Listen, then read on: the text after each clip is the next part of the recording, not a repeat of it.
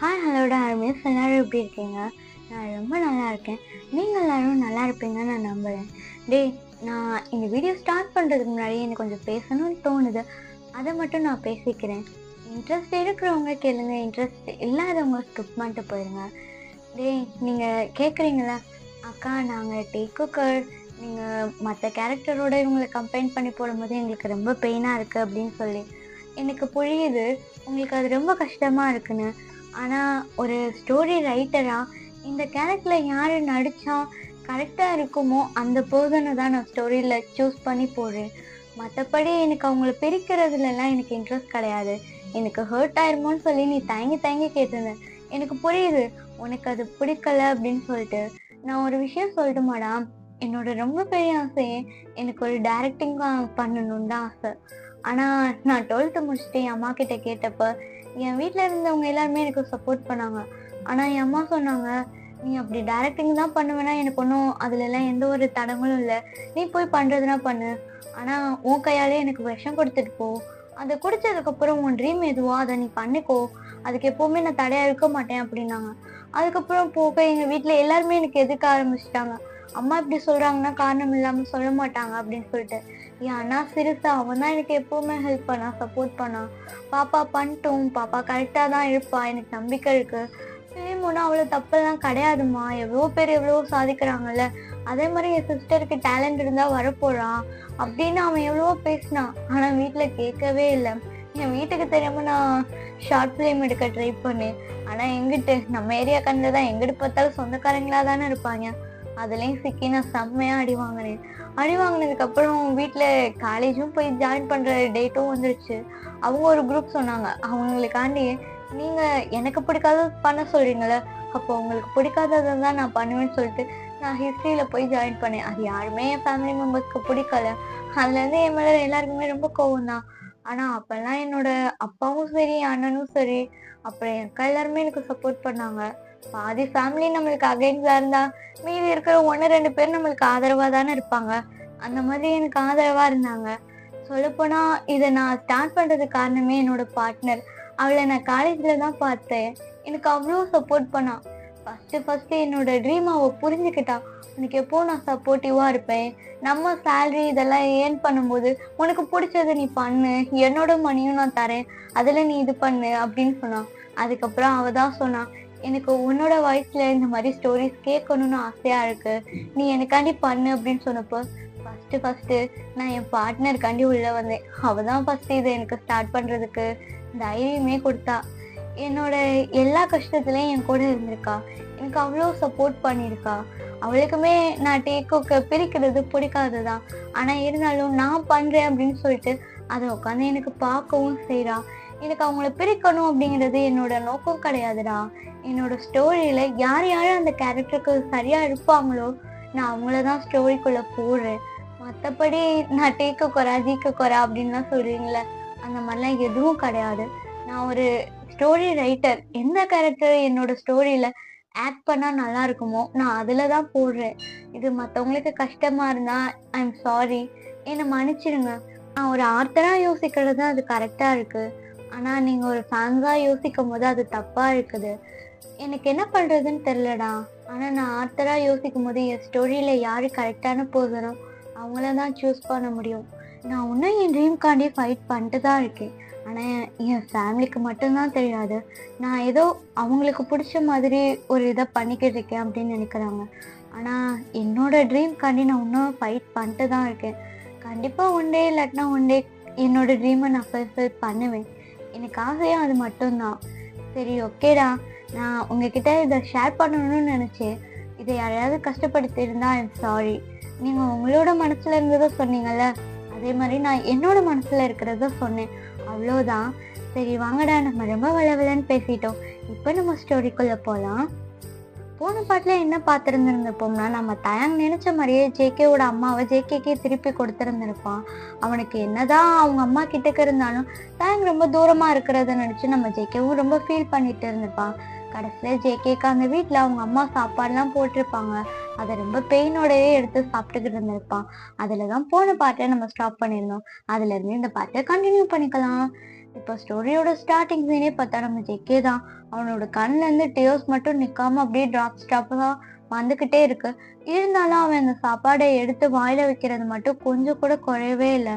அவன் அந்த வாயில இருக்கிற சாப்பாட்டை முழுங்குறானோ இல்லையோ, ஆனா அவன் கையில இருக்கிற சாப்பாடை எடுத்து அவன் வாயில வச்சுட்டே இருக்கான். அவங்க அம்மா பாக்குறாங்க, தன்னோட பையன் இவ்வளோ பெயின்ல இருக்கிறானே அப்படின்னு சொல்லிட்டு. அவங்க அம்மா தான் அப்படியே அந்த பிளேட்டை அவங்க பக்கம் இழுக்கிறாங்க. ஜெக்கி அப்படியே நிமிர்ந்து பாக்குறான். அவனுக்கு கண்ணெல்லாம் அழுது அழுது ஒரு மாதிரி அப்படியே ரெட்டா இருக்கு. அதுல சொல்ல முடியாத அளவுக்கு அவ்வளோ பெயின் இருக்கு. இங்க பாரு ஜெக்கி, உனக்குள்ள இருக்கிற பெயின் எனக்கு புரியுது. அதுக்காண்டி நீ இப்படி ஸ்ட்ராங்கா இருக்கிற மாதிரி நடிக்கணும்னு ஒன்றும் அவசியம் கிடையாது. உனக்கான பெயினை நீ என்கிட்ட சொல்லலாம். இப்படி சொல்றாங்க. ஆனா ஜேகே எதுவுமே பேசல. அப்படியே அவங்க அம்மா மட்டுமே பாத்துக்கிருக்காங்க. இப்ப அவங்க அம்மா தான் அப்படியே ஜேகேக்கு ஃபீட் பண்றாங்க. ஜேகே அப்படியே வாயை திறந்து அந்த ஃபுட்டை வாங்கிக்கிறான். இருந்தாலும் அதை முழுங்கவே இல்லை. அதை அவங்க அம்மா நோட் பண்றாங்க. ஜேகே, நீ அழுகிறதுக்கு உனக்கு தெம்பு வேணும்ல, அதுக்காண்டியாவது இந்த சாப்பாட்டை முழுங்கு அப்படின்னு சொல்லும் போது அவன் அப்படியே லைட்டா மென்னு முழுங்கிக்கிட்டு இருக்கான். ஜேகே அம்மா அப்படியே ஜேகேயோட ஹெட் அப்படியே ரப் பண்ணி கொடுத்துட்டே அவங்க பக்கத்துல நிக்கிறாங்க. அவன் தங்கச்சி தான் அப்படியே பாக்குறான். நீ ஏன் இவ்வளோ கவலையா இருக்க? உன்னை வேணான்னு சொல்லிட்டு போனவனுக்காண்டியா நீ இவ்வளோ ஃபீல் பண்ணிக்கிட்டு இருக்க? விடு, என்னோட ஃப்ரெண்ட்ஸ்ல எல்லாம் நல்ல நல்ல கேர்ள்ஸ் இருக்காங்க, நான் உனக்கு இன்ட்ரோ கொடுக்குறேன் அப்படின்னு அவன் சொல்லும் போது இவன் அப்படியே அவனை பார்த்து சிரிக்கிறான். ஜேகேக்கு அப்படியே சிரிப்பு வருது. அவன் அப்படியே சிரிக்க ஸ்டார்ட் பண்றான். இப்ப அந்த பொண்ணுதான் பாக்குறான். நல்ல வேலை என் பிரதர் சிரிச்சிட்டான். அழமூஞ்சியா இருக்காத, நீ இப்படி அழுதுகிட்டே இருந்தா எனக்கு பிடிக்கல. இவங்க 2 பேரும் இப்படி உட்காந்து பேசிக்கிட்டு இருக்கும் போது ஜேக்கப் தான் வேகமா உள்ள வரான். ஜேக்கப் வர்றதை பார்த்தோன்னே ஜேக்கப் அப்படியே திரும்பி பார்க்கறான். ஜேக்கே இப்படி உட்கார்ந்து இருக்கிறத பார்த்தோன்னே ஜேக்கப்க்கு ரொம்ப பதறுது. அவன் அப்படியே கிட்டக்க வந்து பாக்குறான். ஏய் ஜேக்கே, உனக்கு என்னாச்சு? யாரும் உன்னை என்ன சொன்னா? அந்த கிழட்டு பையன் எதுவும் சொன்னானா உன்ன? ஏ இல்ல பிரதர், என்னை யாரும் சொல்லல. அப்புறம் ஏன்டா இப்படி உட்காந்துருக்க? நீ இங்கெல்லாம் சாப்பிட மாட்டியே, அதுவும் அம்மா கையால ஃபுட் வாங்கி சாப்பிட்ற. எப்பவுமே நான் வீட்டுக்கு வாடானா கூட வரமாட்டேன். இன்னைக்கு என்ன அதிசயமா நீ வந்திருக்க? அதுவா பிரதர், நான் என்னோட முன்னாள் மனைவி காண்டி அவங்களோட இப்ப நடக்க போற கல்யாணத்துக்கு வேலை பார்க்கறதுக்காண்டி வந்திருக்கேன். ஹே பைத்திய மாதிரி பேசாத, என்ன சொல்லிக்கிருக்க? ஹே பிரதர், உனக்கு இன்னும் விஷயமே தெரியாதா? தயாங் தான் கிம் அங்கிளோட பையன். பாத்தியா நான் எவ்வளோ ஸ்டூப்பிடா இருந்திருக்கேன். அங்கிள் சொன்னாங்க அவங்க பையனை நான் ரொம்ப சேஃபா பாத்துக்கணும். ஆனா கடைசியில நானே உன்னை ரொம்ப கொடுமைப்படுத்திட்டேன்லண்ணா. எனக்கு ரொம்ப கஷ்டமா இருக்கு பிரதர். இப்படி சொல்லிட்டு அவனுக்கு கண்ணெல்லாம் அப்படியே கலங்குது. ஜேக்கப் அப்படியே பாக்குறான். கே தலு, தயாங்கிட்ட போய் நான் பேசுறேன். அவனுக்கு மேரேஜுங்கிற, அவனை நீ தான் ஆல்ரெடி மேரேஜ் பண்ணிட்டலடா. எங்க பிரதர் மேரேஜ் பண்ணேன்? அதுக்குள்ளேயும் தான் இந்த விஷயம் எல்லாமே நடந்து உங்க தாத்தா அவனை இங்க கூட்டிட்டு வந்துட்டாங்களே. என் லைஃப்ல நான் ஹாப்பியா இருக்கிறது அந்த காட்க்கு பிடிக்கல பிரதர். அதான் என் லைஃப்ல அவர் மொத்தமா கொஞ்ச நாளைக்கு ஹாப்பியா இருந்து கூட இதெல்லாம் மொத்தமா ஆப்பு வைக்கிற மாதிரி நான் சீக்கிரமா ஒண்ணு இறக்குறேன்னு சொல்லி இறக்கிட்டாரு. பிரதர், எனக்கு இப்ப என்ன தெரியுமா கஷ்டமா இருக்கு? இவன் என்னை விட்டுட்டு போனது கூட எனக்கு கஷ்டமா இல்லை, ஏன்னா எனக்கு எல்லாமே பழகி போனதுதான். ஆனா இப்ப என் பிள்ளைங்க நான் பட்ட கஷ்டத்தை அதுகளும் படுங்களோன்னு நினைக்கும் போதுதான் ரொம்ப கஷ்டமா இருக்கு. அதனாலதான் முடிவு பண்ணிட்டேன் பிரதர், என் பிள்ளைங்க பிறந்ததுக்கு அப்புறம் அவங்கள கூட்டிட்டு நான் எங்கேயாவது போயிடுவேன். இந்த மாஃபியா இது எதுவும் வேணாம். என் பசங்களோட அவனுங்களுக்கு ஒரு நல்ல ஃபாதரா இருந்தா போதும் பிரதர். அது மட்டும்தான் என் லைஃப்ல.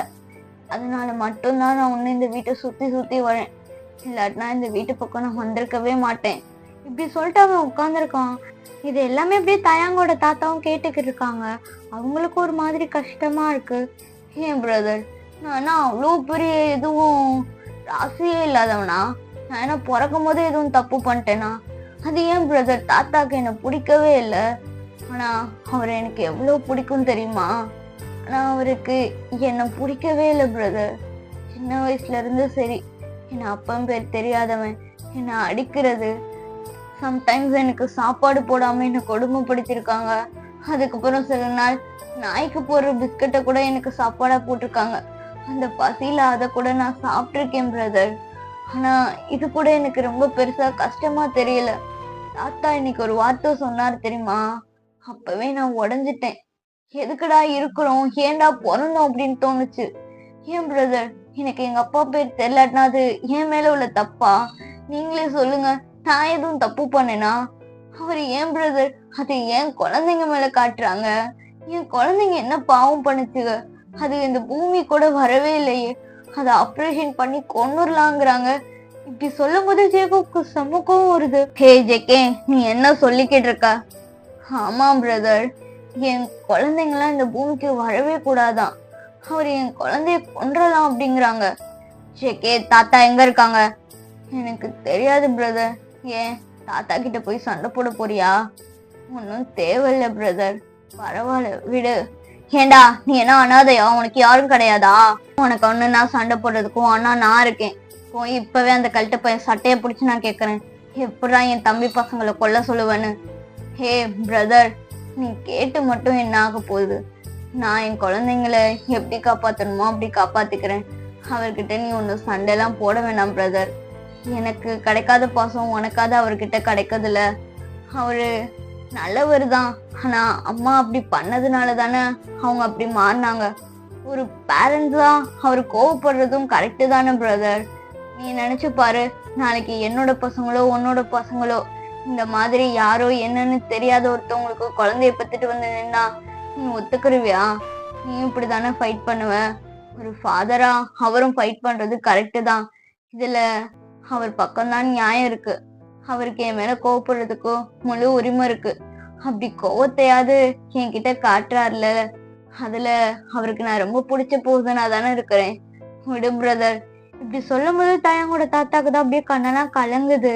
நம்ம என்னதான் இவனை கஷ்டப்படுத்திருந்தாலும் நம்மளுக்கு இவன் ரெஸ்பெக்ட் கொடுக்கறான் அப்படிங்கறது அவருக்கு நல்லாவே தெரியுது. அவர் அப்படியே தான் நின்று பாக்குறாங்க. ஏன் பிரதர், எனக்கு அப்பா இல்லைல்ல, ஆனா அப்பா ஸ்தானத்துல இருந்து என்னை அவர் தானே பார்த்திருந்திருக்கணும். ஆனா அவருக்கே என் மேல அந்த பாசம் வரல. நான் அந்த அளவுக்கு ரொம்ப கேவலமானவனா? எனக்கு தெரியல பிரதர். நான் என்ன மிஸ்டேக் பண்ணேன்னு எனக்கு தெரியல. இன்னுமே எனக்கு புரிய மாட்டேங்குது. நானும் தாத்தா கிட்ட எப்படியாவது நல்ல பேர் எடுக்கணும்னு ஒவ்வொரு விஷயமும் பண்ணிக்கிட்டு தான் இருக்கேன்.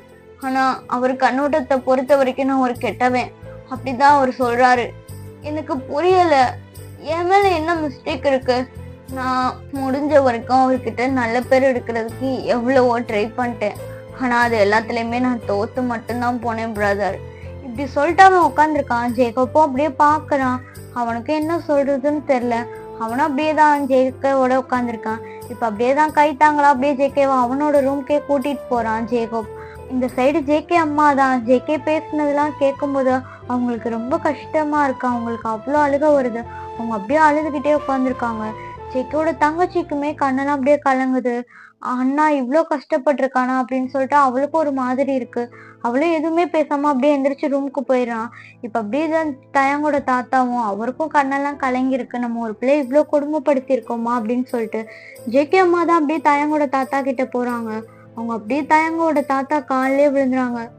ப்ளீஸ்பா, என் பையன் இதுக்கு மேல கஷ்டத்தை அவனால அனுபவிக்க முடியாது. அவன் ரொம்ப கஷ்டப்பட்டுட்டான். ப்ளீஸ் தயங்கா அவன் கிட்ட கொடுத்துருங்க. தயாங் ஜேகே கூட இருந்தா மட்டும்தான் ஜேகே சந்தோஷமா இருப்பான். அவன் லைஃப்ல அவன் ஒரு சந்தோஷத்தை கூட பார்த்ததில்ல. ப்ளீஸ் தயாங்க பிரிச்சிடாதீங்க, உங்ககிட்ட கெஞ்சி கேட்குறேன். ப்ளீஸ் நீங்க தயாங்க ஜேகே கூட சேர்த்து வச்சிருங்க.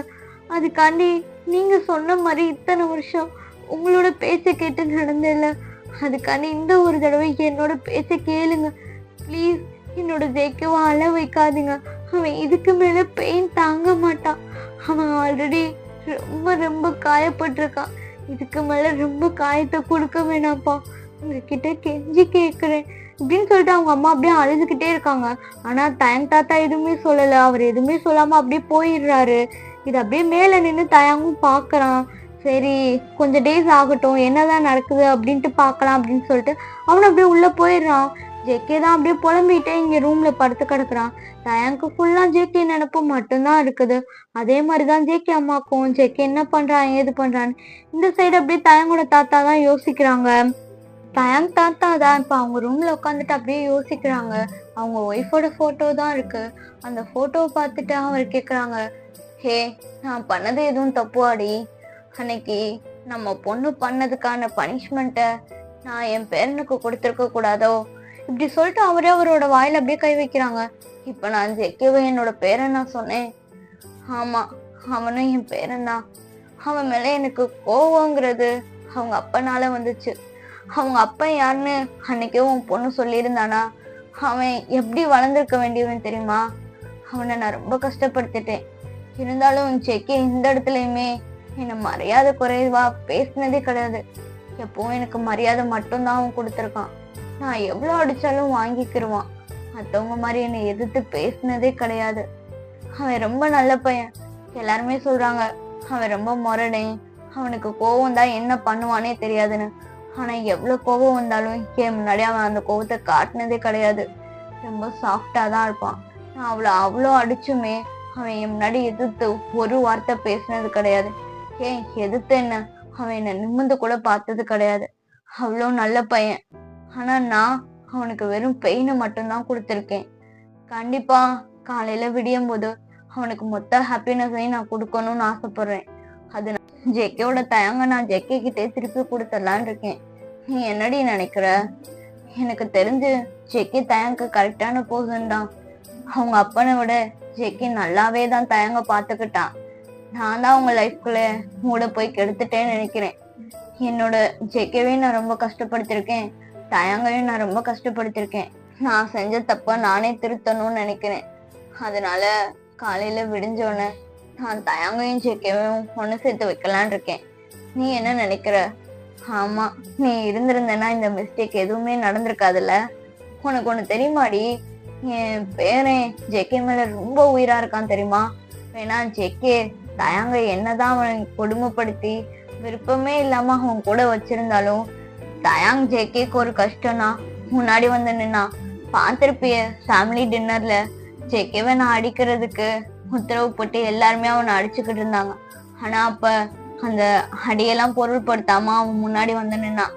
அப்பவே எனக்கு தெரிஞ்சு இவங்க 2 பேரும் நல்ல பேரா இருப்பாங்கன்னு. ஆனா கிழட்டு பையன் புத்தி போய் கெடுத்துருச்சு. நான் பண்ண தப்ப நான் தானே சரி பண்ணணும். விடிஞ்சதுக்கு அப்புறம் இதை நான் சரி பண்ணிடுறேன். கண்டிப்பா சொல்றேன், அவங்களோட லைஃப்ல அவங்க ரொம்ப ஹாப்பியா இருப்பாங்க. அவங்களுக்குன்னு ஒரு ஃபேமிலி வேற வரப்போதில்ல. எனக்கு இப்பவே என்னோட கொள்ளு பேர பசங்களை பார்க்கணும்னு ஆசையா இருக்குடி. ஆனா நான் அவங்க லைஃப்குள்ள போகாம இருக்கிறது தான் நல்லது. நான் இப்படியே ஒதுங்கி இருக்கிறது தான் எல்லாருக்குமே நல்லது. நான் தான் என் ஃபேமிலி அப்படி கொண்டு வரணும் இப்படி கொண்டு வரணும்னு சொல்லிட்டு எல்லாரோட வாழ்க்கையுமே கெடுத்துட்டேன். பசங்களோட வாழ்க்கையை நானே கெடுத்துட்டேல. நீ ஏண்டி போன? நீ என் கூட இருந்திருந்தனா இது எதுவுமே நான் பண்ணியிருந்திருக்க மாட்டேனே அப்படின்னு சொல்லிட்டு அவர் ஃபீல் பண்ணிட்டே இருக்காரு. இப்ப ஃபீல்லாம் பண்ணி முடிச்சுட்டு அவர் அப்படியே அவர் பெட்ல தான் படுக்கிறாங்க. காலையில கண்டிப்பா ஜேகே அவன் லைஃப்ல மிகப்பெரிய சர்ப்ரைஸ் நான் அவனுக்கு கொடுக்க போறேன். இவ்வளவு நாள் அவன் என்னால கஷ்டப்பட்டிருக்கான், இனிமேல் எந்த கஷ்டமுமே என்னால அவனுக்கு கொடுக்க கூடாதுன்னு நான் நினைக்கிறேன் அப்படின்னு சொல்லிட்டு அவர் அப்படியே படுத்து தூங்கதான் ஸ்டார்ட் பண்றாங்க. இப்ப காலையில விடியுது. டயங் தான் அப்படியே மேல இருந்து கத்திக்கிட்டு இருக்கான். ஜேகே தான் டைனிங் டேபிள்ல உட்கார்ந்து இருந்திருப்பான். அவனுக்கு அந்த சவுண்டு கேக்குது. டயங் கிட்ட போகணும் அப்படின்னு அவனுக்கு தோணுது. ஆனா டயங் வந்து ஜேகேயோட நேம் சொல்லி கூப்பிடவே இல்லை. அதுக்கு பதிலா அவங்க வீட்டுல இருக்கிறவங்க மத்தவங்க நேம் தான் சொல்லி கூப்பிட்டுக்கு இருக்கான்.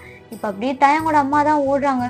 ஜேகே, நீ இங்க தானே உட்காந்துருக்க, உன் பொண்டாட்டி தானே கத்திக்கிட்டு இருக்கான், அவனை போய் பார்க்கலாம்ல. இப்படி சொல்லும் போது ஜேகே அப்படியே ஷாக்லயே பாக்கலாம், என்ன சொல்றீங்க அப்படிங்கும் போது அதுக்கப்புறம் தான் அவங்க யோசிக்கிறாங்க. சாரி ஜேகே, நான் பழசே நினைச்சிட்டு சொல்லிட்டேன். இட்ஸ் ஓகே ஆண்டி, டைம் கத்திக்கு இருக்காங்க, நீங்க ஃபர்ஸ்ட் அதை போய் என்னன்னு பாருங்க அப்படின்னு சொல்லிட்டு அவன் டைனிங் டேபிள்ல தான் உட்காந்துருக்கான். இப்ப அப்படியே பார்த்தாதான் ஜேகேயோட தாத்தா தான் அவங்க நடந்து வராங்க. ஜேகே அப்படியே எதுவுமே பேசல, அவன் தலையை கீழே குனிஞ்சு அவங்களே உட்காந்துருக்காங்க. அவங்க தாத்தா அப்படியே ஜேகேக்கு முன்னாடிதான் வந்து உட்காடுறாங்க.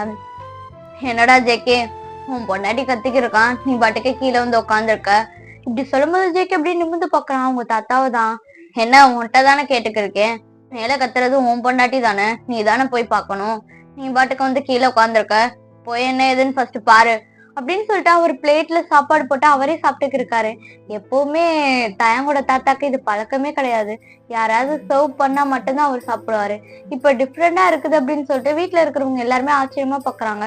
ஜேகேக்கு அதுக்கு மேல ஷாக்கா இருக்கு. இப்ப அப்படியே தயங்க தான் கீழே இறங்கி வரான். இப்ப வரும்போது அப்படியே தயங்கோட தாத்தா தான் சொல்றாங்க, ஏய் என்ன ஜேகே இப்படியே உட்காந்துருக்கதான் போறியா, அங்க பாரு உன் பொண்டாட்டி இறங்கி வந்துக்கிருக்கான்ல, ஃபர்ஸ்ட் அவனுக்கு என்ன வேணும் ஏது வேணும்னு கேளு.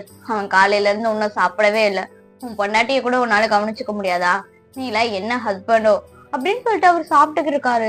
இதை கேட்க கேட்க ஜேகேக்கு அப்படியே தலையெல்லாம் சுத்துது. என்னடா இது, இந்த மனுஷனா நம்மள்ட்ட பேசுறாங்க அப்படிங்கிற மாதிரி பிள்ளை உட்காந்து பாத்துக்கிட்டே இருக்கு. ஜேகே தாத்தா தான் அப்படியே நிமிந்து பாக்குறாங்க. என்ன உனக்கு வந்து எல்லாமே சொல்லி கொடுக்கணுமா, அதான் இத்தனை மாசம் உன் தயங்க நீ டாக்டர்கிட்ட கூட்டிட்டு போயிருந்திருப்பல, அப்ப டாக்டர் சொல்லியிருந்திருப்பாங்களே என்ன பண்ணணும் ஏது பண்ணக்கூடாதுன்னு. ஃபர்ஸ்ட் போய் அவனை கவனி அப்படி சொல்லவும் ஜங்குக்கு தான் அப்படியே எந்திரிச்சு தயங் கிட்ட வரலாம் அப்படிங்கிற மாதிரி அவன் எந்திரிச்சு வரான். இப்ப தயங் தான் அப்படியே சொல்றான், ஹே எங்க வர என்கிட்ட, அங்கேயே உட்காரு, நீ எதுக்கு என்கிட்ட வர? இப்படி சொல்லும் போது அப்படியே தயாங்க தாத்தா தான் அப்படியே திரும்பி பாக்குறாங்க. தயாங்க, ஹே தயாங்க என்ன பேசுற, அவன் உன் புருஷன். தாத்தா நீங்க மறந்துட்டீங்களா? நான் தான் சொன்னேன்ல எனக்கு இவ வேணாம், நான் செகண்ட் மேரேஜ் பண்ணலான்னு முடிவு பண்ணிட்டு இவ எனக்கு வேணாம். இப்படி சொல்லும் போது அப்படியே ஜங்குக் பாக்குறான், பாவமா பாக்குறான். ஏன்டா எல்லாரும் என்னை போட்டு பாடா படுத்துறீங்க அப்படிங்கிற மாதிரிதான் அவன் பாத்துக்கு இருக்கான். இங்க பாருங்க தாத்தா, நீங்க சொன்ன மாதிரி பையனை வர சொல்லுங்க, எனக்கு இவன் வேணாம், என் லைஃப நான் மாத்திக்கலான்னு முடிவு பண்ணிட்டேன். இவன் கூட இருந்தது எனக்கு பிடிக்கல தாத்தா, எனக்கு பிடிச்ச மாதிரி ஒரு லைஃப் வேணும், எனக்கு இவன் வேணாம். இப்படி சொல்லும் போது அப்படியே தயங்கோட தாத்தா தான் சொல்றாங்க, இங்க பாரு தயாங், உன் லைஃப்க்கு உன்னை நல்லபடியா பாத்துக்கிறதுக்கு ஜங்குக்கு தவிர மத்த யாருனாலே முடியாது. இவனே உன்னை நல்லாதான் பாத்துக்கிடுவான். இவன் உன்னை ஏதாவது பண்ணானா வச்சுக்கோ, தாத்தா கிட்ட சொல்லு, தாத்தா இவனை உண்டு இல்லைன்னு பண்ணிடுவேன். தாத்தா இவன் என்னதான் இருந்தாலும் வேற ஒரு ஆளு தானே. இப்படி சொல்லும் போது தயங்கோட தாத்தா அப்படியே வாய் திறக்குறாங்க. தயங்க அப்படியே பாக்குறான், ஆனா அவர் எதுவுமே சொல்லாம அப்படியே தலையை கீழே குனிஞ்சிருக்காங்க. இதை பார்க்கும்போது தயங்கு ஏன்டா இப்படி கொடுமைப்படுத்துறீங்க அப்படிங்கிற மாதிரிதான் இருக்கு. அவன் முன்ன அப்படியே டிக்ளேர் பண்ற மாதிரிதான் பேசிக்கிட்டு இருக்கான். தாத்தா நீங்க சொன்னதுதான் கரெக்ட், இவெல்லாம் என்ன பொறுப்பா பாத்துக்க மாட்டான். ஹே தயங், நான் என்ன சொல்ல வரேன்னு ஃபர்ஸ்ட் கேள்றா. இல்ல தாத்தா நீங்க சொன்னதுதான் கரெக்ட், இவனும் சரி இவங்க ஃபேமிலியும் சரி செட்டே ஆக மாட்டாங்க, இவங்களுக்கு வீட்டை விட்டு வெளியே போக சொல்லுங்க. ஏய் ஜங்குக், எனக்கு ஒரு பையனை பார்த்தேன்னா இன்டர்நெட்ல பார்த்தேன், அவன் ரொம்ப அழகாதான் இருக்கிறான், எனக்கும் அவனுக்கும் மேரேஜ் பண்ணலான்னு முடிவு பண்ணிட்டோம். நான் இந்த விஷயம்லாம் அவன்கிட்ட சொன்னேன்னா அவனும் ஓகே அப்படின்னு சொல்லிட்டான், அதனால நான் கூடிய சீக்கிரம் மேரேஜ் பண்ணிக்கிற போறேன். இங்க பாரு, கல்யாண வேலையெல்லாம் நீ தான் பாத்துக்கணும். ஜேகே அப்படியே தயங்க தான் பாத்துக்கிருக்கான். நீ எவ்வளவுதான் என்ன ஹர்ட் பண்ணுவோம் அப்படிங்கிற மாதிரிதான் அவனோட லுக் இருக்கு. ஆனா தயாங் வந்து ஜேகேயோட ஐஸை பார்த்து பேசவே இல்லை. இது ஃபுல்லாமே அவன் ஃப்ளோரை பார்த்து தான் பேசிட்டு இருக்கான். ஜேகே அம்மாக்கெல்லாம் செம்ம கோவம் வருது. அவங்க அப்படியே தயாங் கிட்ட சண்டை போடலான்னு வரும்போது ஜேகே அப்படியே தடுத்துடுறான். இல்ல வேணாம் நானே பாத்துக்கிறேன் அப்படின்னு சொல்லிட்டு அவன் அப்படியே ஜேகே தயாங் சொல்ற எல்லாத்தையுமே கேட்கறான். இப்போ அந்த பர்சனுமே அப்படியே வீட்டுக்கு தான் வர்றாங்க. அவன் உட்காந்து தயாங் கிட்ட அப்படியே சிரிச்சு சிரிச்சு பேசிக்கிட்டு இருக்கான். தயாங் தாத்தாக்கெல்லாம் அப்படியே உச்சக்கட்ட கோவம் வருது.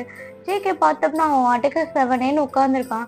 அப்படியே ஜேகேயோட தாத்தா தான் அப்படியே பக்கத்துல இருந்து உட்காராங்க. ஏண்டா நீ உண்மையில என் பேரு தானடா அப்படின்னு கேட்கும்போது ஜேகே அப்படியே திரும்பி பாக்குறான்.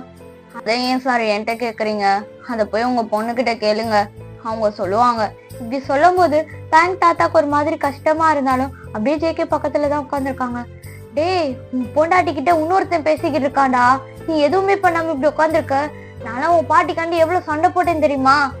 அதுக்கு உங்க 2 பேருக்கும் இடையில லவ்னு ஒண்ணு இருந்துச்சு, ஆனா இங்க அதுதான் சுத்தரம் கிடையாது, அவனுக்குதான் என்ன பிடிக்கவே இல்லையே. டேய் அப்படிலாம் கிடையாது, நீதான் அவன் மேல லவ் வர வைக்கணும், உன் மேல ஏதோ கோவத்துல இருக்கிறான், அதுக்குன்னு நீ என்ன அவனை விட்டு கொடுத்துருவியா? இங்க பாரு, அதெல்லாம் முடியாது, எனக்கு அவனெல்லாம் பிடிக்கல, என் பேரும் கூட நீ தான் இருக்கணும். என்ன திடீர்னு நீங்க எனக்கு சப்போர்ட் பண்றீங்க? உங்களுக்கு தான் என்ன பிடிக்கவே பிடிக்காதே.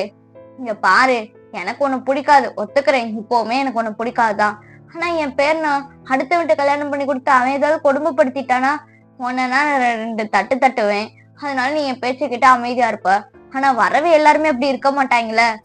இங்க பாருங்க சார், உங்க பையனுக்கு எந்த கஷ்டமும் வராது, நான் பையனை பத்தி டீட்டெயிலா விசாரிச்சுட்டு அவன் நல்லாவே உங்க பையனை பாத்துக்கிடுவானா.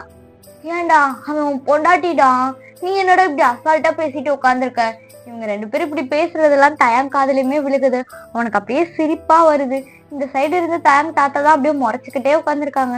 ஜேகே எதுவுமே பண்ணல, அவன் வாட்டுக்கு செவனேன்னு உட்காந்துருக்கான். வீட்டுல எல்லாருக்குமே இருக்கிறவங்க எல்லாருக்குமே அப்படியே ரொம்ப கோவமா இருக்குது. ஜான்லாம் உச்சக்கட்ட கோவத்துல அப்படியே பாத்துக்கிட்டு இருக்கான். ஆனா எந்த ஒரு ரியாக்ஷனுமே காட்டவே இல்லை. ஜேகே அப்படியே எதுவுமே பண்ணாம அவன் வாட்டுக்கு அப்படியே சைலண்டா உட்காந்துருக்கான். தயாங் தாத்தாக்கு தான் அவங்க ஆத்திரம் தாங்க மாட்டேங்குது. ஏய் நீ என்னடா இப்படி இருக்க, நான் பார்த்த பழைய ஜேகே எங்கடா, எனக்கு அவன் தாண்டா வேணும், எனக்கு இவனை பிடிக்கவே இல்லடா. அந்த ஜேகே எல்லார்கிட்டயும் அடிபட்டு அவன் உள்ளே படுத்து தூங்குறான். இது புது ஜேகே, இப்படித்தான் இருப்பான், உங்களுக்கு பிடிச்சிருந்தா கூட உட்காருங்க, இல்லாட்டினா எந்திரிச்சு போங்க அப்படின்னு சொல்லிட்டு அவன் உட்காந்துருக்கான். அவங்க தாத்தா அப்படியே பாக்குறாங்க. டேய் உன்னை நான் என்ன தாண்டா பண்றது, என்னதான் நீங்க எதுவும் பண்ண வேணாம், உங்க பேரனை மட்டும் நீங்க உட்காந்து கவனிங்க. இங்க பாருடா, நான் எதையும் பார்க்க விரும்பல சார், எனக்கு எதுவும் இன்ட்ரெஸ்ட் கிடையாது, உங்களுக்கு என்ன அடிக்கணுமா, இந்தாங்க என்ன அடிச்சுக்கோங்க அப்படின்னு சொல்லிட்டு ஜேகே உட்காந்துருக்கான். ஜேகேயோட இந்த கேரக்டர் எல்லாருக்குமே ரொம்ப டிஃப்ரெண்டா இருக்கு. ஏன்னா ஜேகே அவனோட கண்ணில் எந்த ஒரு ஃபீலிங்ஸ் எதையுமே காட்டல, அப்படியே கண்ணில் எப்படி இருக்கும் அந்த மாதிரி தான் இருக்கு. இதை பார்க்கும் போது ஜேகேயோட தாத்தாக்கு ரொம்ப கஷ்டமா இருக்கு. அவர் அப்படியே கிட்டக்க வந்து ஃபர்ஸ்ட் டைம் ஜேகேயோட தலையை அப்படியே கோதி கொடுக்குறாங்க. ஜேகே அப்படியே நிமிர்ந்து பார்க்குறான்.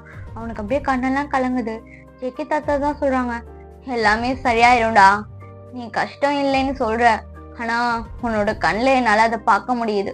உன் பாட்டியை பிரிஞ்சப்ப நான் இப்படிதான் கஷ்டப்பட்டேன், அதே கஷ்டம் உன் கண்ணில் தெரியுது. உன்னோட லவ்வர் இன்னொருத்தவங்க கூட உட்காந்து பேசும்போது உனக்கு அவ்வளோ கஷ்டமா இருக்குல்ல, எனக்கு புரியுது. ஆனா என்ன பண்றது, எல்லா விஷயமும் கையை மீறி போயிருச்சு. இந்த பிரச்சனையை ஆரம்பிச்சது நான் தான். இதை சரி பண்ணணும்னு நினைக்கிறேன். ஆனா நீ எனக்கு ஹெல்ப் பண்ணாம இப்படி பேசுறதுதான் எனக்கு ரொம்ப கஷ்டமா இருக்கு. என்னை மன்னிச்சிரு ஜேகே. உன் லைஃப்ல நான் உனக்கு எந்த ஹாப்பினஸையும் கொடுக்கல. உன்கிட்ட இருந்த எல்லா ஹாப்பினஸையும் பிரிச்சேன். ஃபர்ஸ்ட் நான் பிரிச்சது உங்க அம்மாவை, அதுக்கப்புறம் சின்ன சின்ன சந்தோஷத்தை எல்லாத்தையுமே பறிச்சேன். இப்போ உன் லைஃபே நான் பறிச்சிட்டல. அந்த அளவுக்கு நான் ரொம்ப கெட்டவனா ஆயிட்டேன். எனக்கே என் மேல கோவம் வருதுடா, என் பேரனோட லைஃப்பை நானே கெடுத்துட்டேன்னு நினைக்கும் போது. ஆனா ஜேகே, கண்டிப்பா எனக்கு ஒரு தடவை அது உன்னோட லைஃப்பை மாத்துற மாதிரி எனக்கு ஒரு சான்ஸ் கிடைச்சிச்சுன்னா கண்டிப்பா சொல்றேன், உன்னோட சைல்ட்ஹுட்ல இருந்து இப்போ வரைக்கும் உனக்கு நல்ல மெமரிஸ் மட்டும்தான் எனக்கு கொடுக்கணும்னு ஆசையா இருக்கு அப்படின்னு அவர் சொல்லிட்டு அப்படியே அந்த தலையை கோதுறாரு. ஜேகேக்கு இதெல்லாம் அப்படியே டிஃப்ரெண்ட் ஃபீலா இருக்கு. அவன் அப்படியே டிஃப்ரெண்ட் ஃபீலோடய அவங்க தாத்தாவை பார்த்துக்கிட்டு இருக்கான். சரி ஓகேடா, இதோட இந்த பாட்டை இங்கே நான் ஸ்டாப் பண்ணுறேன். உங்களுக்கு பிடிச்சிருந்தா பாருங்க, பிடிக்கலாட்டினா ஸ்கிப் பண்ணிட்டு போயிடுங்க.